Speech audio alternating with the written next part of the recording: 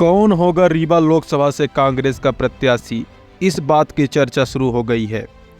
रीवा सहित मऊगंज जिले से कौन ऐसा प्रत्याशी होगा जो भाजपा के अवैध किले को ढाने में सफल होगा।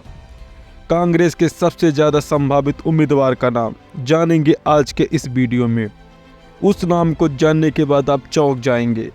जिस उम्मीदवार का नाम सबसे ज्यादा रीवा लोकसभा से कांग्रेस उम्मीदवार के रूप में चर्चा में है। 3 दशकों में दूसरी बार होगा जब रीवा लोकसभा से कांग्रेस का प्रत्याशी गैर तिवारी परिवार से होगा। 2024 के लोकसभा चुनाव होने में अब ज्यादा समय शेष नहीं बचा है।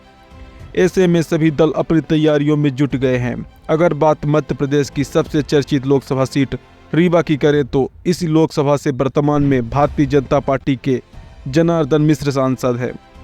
कांग्रेस पिछले 4 चुनावों में से ये सीट हारती हुई आ रही है।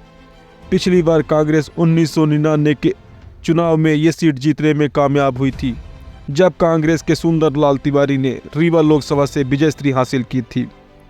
उस जीत के बाद आज तक कांग्रेस ने रीवा लोकसभा से जीत का कोई स्वाद नहीं चखा। कभी कांग्रेस का गढ़ रहा रीवा लोकसभा सीट आज भाजपा की सबसे सुरक्षित सीटों में से एक है। रीवा लोकसभा सीट में हमेशा त्रिकोणीय संघर्ष रहा।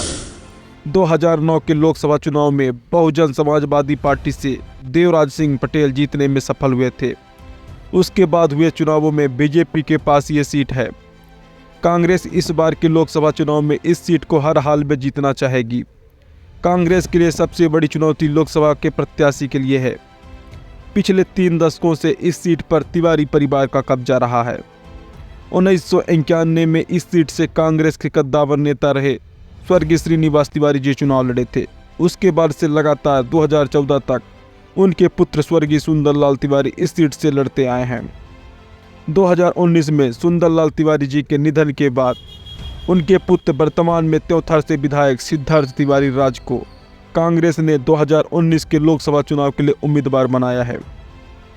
राज तिवारी जनार्दन मिश्र से वह चुनाव लगभग 3 लाख वोटों के बड़े अंतर से हार गए थे।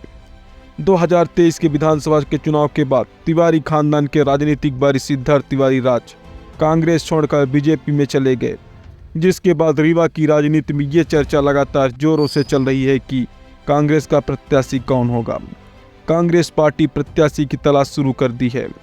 बहुत से नेता कांग्रेस पार्टी की ओर से लोकसभा के लिए दावेदारी पेश कर रहे हैं, लेकिन जिन नेताओं की दावेदारी लोकसभा के लिए सबसे ज़्यादा है उनमें सुखेंद्र सिंह पन्ना, राजेंद्र शर्मा, अभय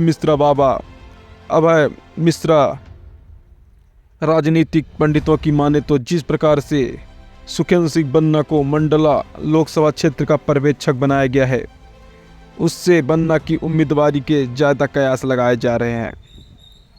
सुखेंद्र सिंह पन्ना 2013 में मऊगंज से विधायक रह चुके हैं। सुखेंद्र सिंह की पकड़ शीर्ष नेतृत्व के साथ भी अच्छी है। वर्तमान में रीवा और मऊगंज जिले में पन्ना के युवाओं पर अच्छी पकड़ है। देखना दिलचस्प होगा कि कांग्रेस पार्टी रीवा लोकसभा के लिए किसको अपना उम्मीदवार बनाती है। धन्यवाद।